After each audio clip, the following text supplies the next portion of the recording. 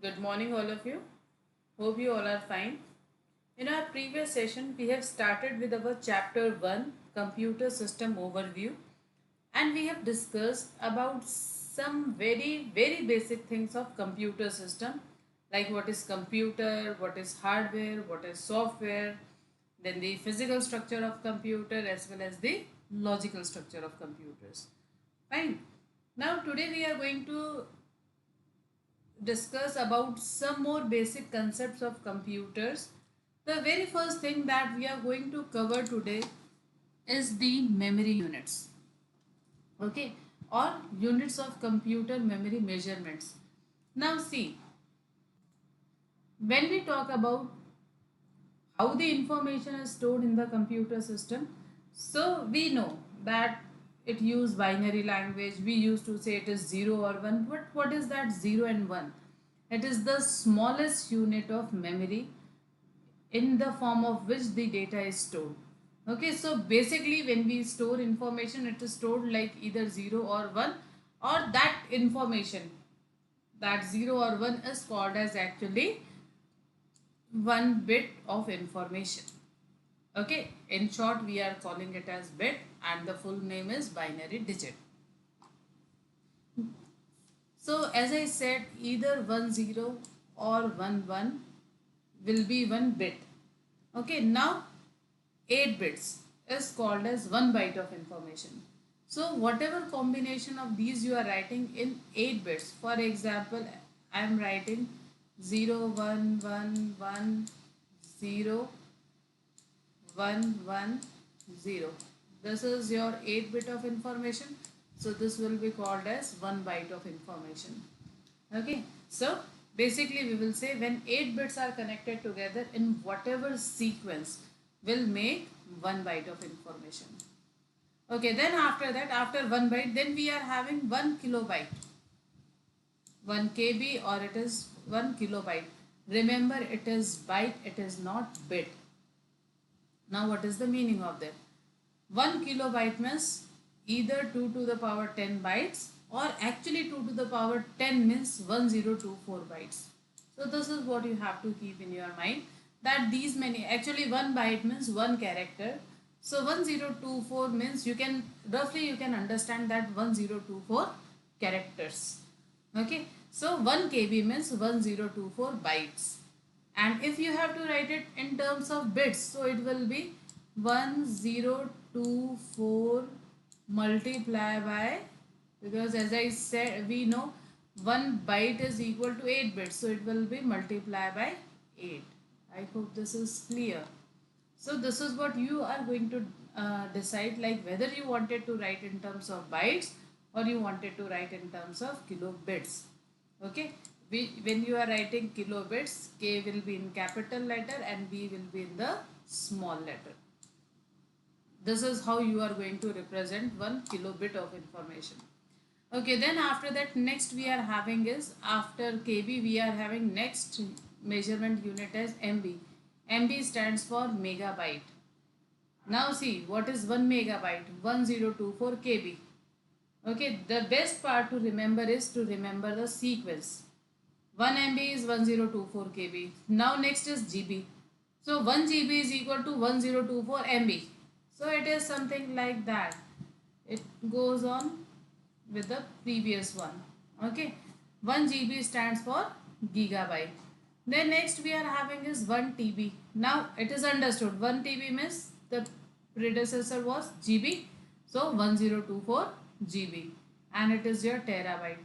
After that, next we are having is 1 PB. 1 PB, again if you go to the predecessor one, then it is 1024 TB.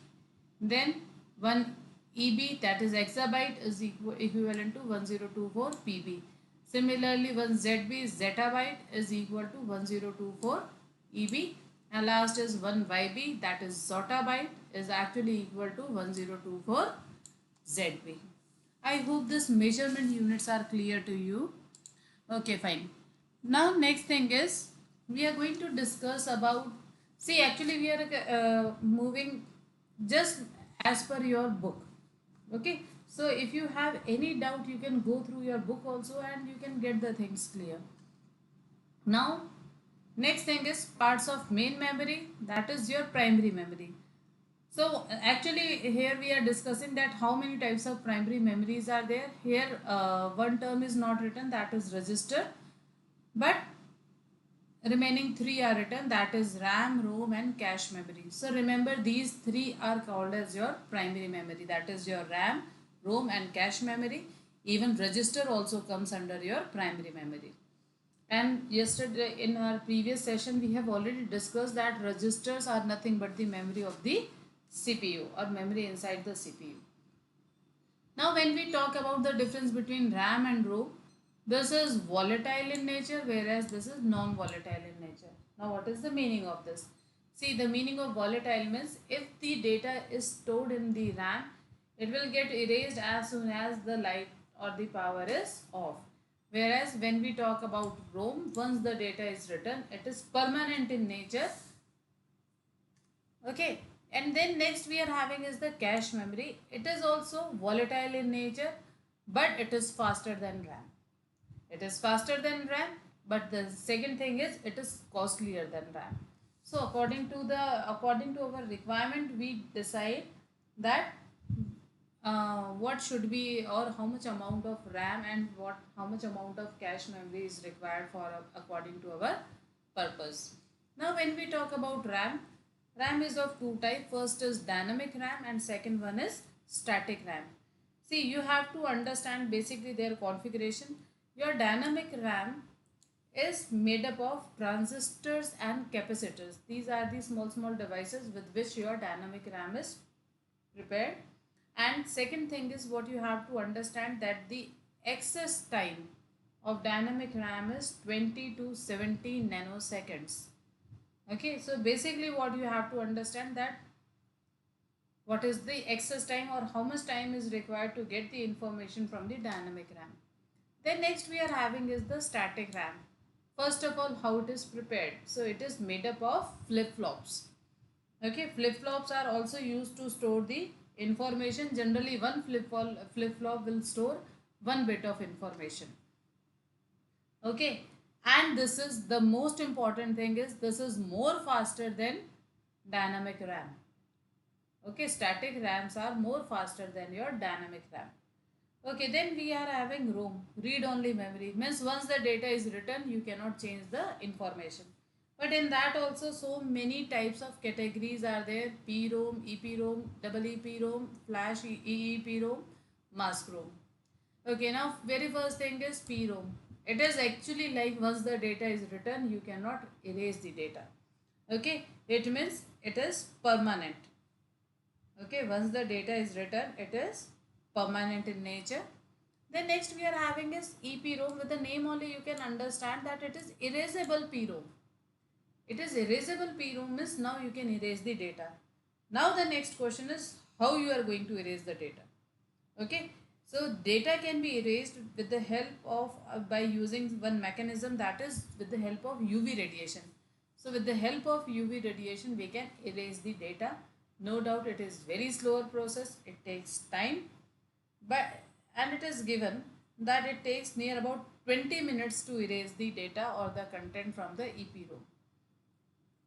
Then next we are having is EEPROM. It is given electrically erasable PROM. Now see what we have discussed previously, that EPROMs, in this we have discussed that the data is erased with the help of UV radiation and it is bit slower process.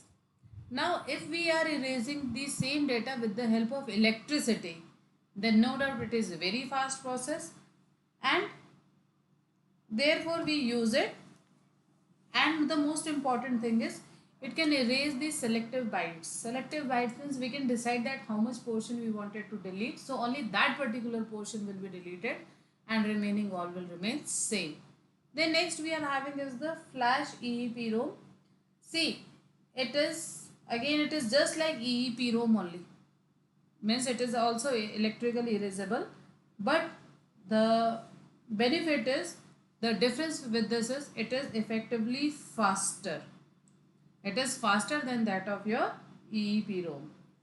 Okay, and one drawback is it will erase fully or completely the data part, not the selective data. It means if you wanted to erase the flash EEPROM, you have to delete the complete information. And last we are having is the mask ROM. Okay, these are nothing but these are also a type of ROM only, but here the data, or basically generally we used to write programming. So programming over here is written by the IC manufacturer, or the means at the time of manufacturing only we are writing the information inside this. Okay, then next we are having is the cache memory. As I have already discussed that these are very fast or high speed memory, and this is generally available inside the CPU so as to speed up the overall communication between the CPU and the RAM. Okay, I hope this is also clear to you. Then after this, next we are having is the storage unit. See, again, very common terms you are frequently using, but you must know the type of media that we are using when we are using all these devices. Okay, so very first device is your hard disk. No doubt one of the cheapest device for storing the information. The data stored in hard disk is permanent in nature. Okay, what you have to understand the type of media required. It is magnetic media. See, when we talk about hard disk, no, it is nothing but a circular disk is there, or so many heap of circular disks are there which are stored one after another, and in which we are writing the data part.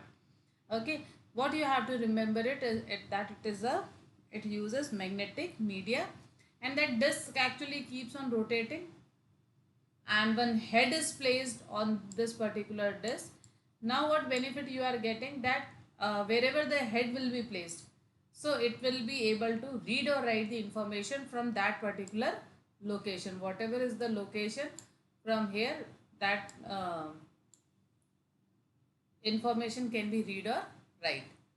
Okay, then next we are having is the CD-ROM. Even what you have to understand, your CD-ROM, your DVD and your Blu-ray disc. These three are your optical media. Okay, they need optical media for storing of the information. And when we talk about the sequence, this is the oldest one. Then this is what we are using these days, and this is the not future, but we started using this also now these days.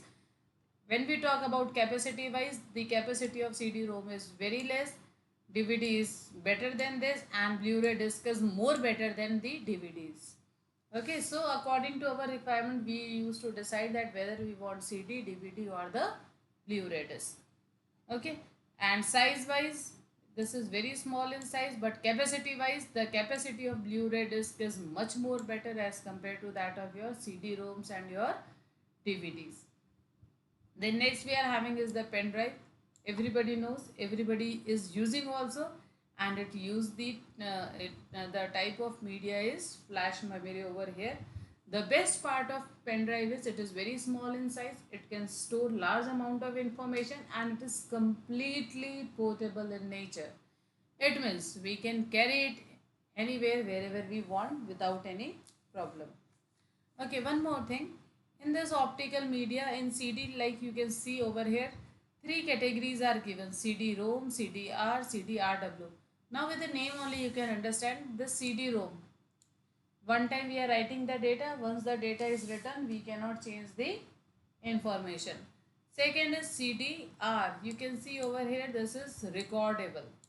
You cannot erase the previous data in this particular case, but if you wanted to add more and more data in your CD, that time you can use CDR. It means you can store the information later on. It is not compulsory that initially only you have to give all the informations. No, you can give it according to your requirement. And next is CDRW. It is given over here rewritable, or we can say the means once the data is written, you can erase it and you can rewrite the new data or the updated information. So that is also allowed. Now in CD-ROM, all these category is as it is used in the DVD also. And the concepts are same, only the differences between their capacity. The capacity of CD is very less as compared to that of capacity of DVD. Okay, now when you will see in DVD, you have first of all DD-ROM, which actually stores your all informations. Then after that we are having DDR, that is DVD recordable. As we have discussed, it means you can record the information. Once it is recorded, you cannot delete it back. And for deleting the informations, you can use DVD RW, that is your DVD rewritable. I hope the storage unit is clear to you. Okay, then next is the system bus. Now, before beginning this, the very first question is what is bus over here in computer system? Okay, it is not the bus that you used to see on the roads, right? Okay. So when we talk about the system bus, what you have to understand that these are nothing but the communication channels which are actually used to carry the information in the computer system. So when we talk about type of buses, you can see over here first is your data bus. With the name only you can understand that it will carry the data along with it. Okay, suppose if I wanted to read any data or write any data, in that particular case data bus will be responsible. Then second is control bus. As we have discussed that control unit is placed in the CPU box. Okay, so if we wanted to control anything in the computer, that time the instructions will be given or will be controlled by the control bus. Then next is the address bus. With the name only you can understand that it carries the address. Okay, suppose I wanted to read any information, so in the memory from which location I wanted to read the memory will be given or will be understood by this address bus. So actually we are sending both these things together, data as well as address, plus the instructions from the control unit whether we wanted to read or we wanted to write in this. And last we are having is the IO bus. With the name only you can understand it is your input output bus. Okay, so from your input output device, when we are sending any information, that time we need is the input output bus. Okay, then now at the last we are having mobile system organization. Now in this mobile system organization, see what you have to understand is the internal structure of the mobile. Okay, now if you will see it properly, what you will start with this CPU part. What you have to understand that in this CPU part, sorry, not CPU part, display subsystem. Okay, in this display system part, basically it is the touch sensitive interface. This is your keyboard, because in mobile the keyboard is nothing but the touch screen only and the display screen, okay, which actually displays the information to you. Then this is the camera unit. See, actually what you have to do, you have to understand whether everything is there in your mobile phone or no, and then what is the role of what. Okay, then next is camera unit. With the name only we can understand it will take the camera or the photos. Then after that, for the storage, we have one external storage unit. Means if you wanted to insert any extra slot or whatever is the extra memory given, so that comes under your external storage or the storage. Now for the CPU, you can see there are two things given over here for the CPU. First is your communication processor, second is your APU and your GPU. APU stands for application processing unit and GPU stands for graphic processing unit. So in mobile, these things comprises and makes one CPU or the central processing unit. Now, for the memory, both the memories are available, RAM as well as ROM. It means both primary memories are used in this particular, in mobile also. Then you have the slot for the mic, you have slot for the speaker. And then for the power management, see, three more sections are given, that is your battery pack, battery management and charger. So slots are given for them to get your system or get your device connected with these. And last we are having is the SIM. Okay, SIM is generally used to store the identity of the user in the particular mobile phone. I hope these all points are clear to you and this topic is also clear to you. Now as per your book, at least go through up to page number up to page number 10. Okay, and if you have any problem, kindly contact me. God bless you. Thank you so much.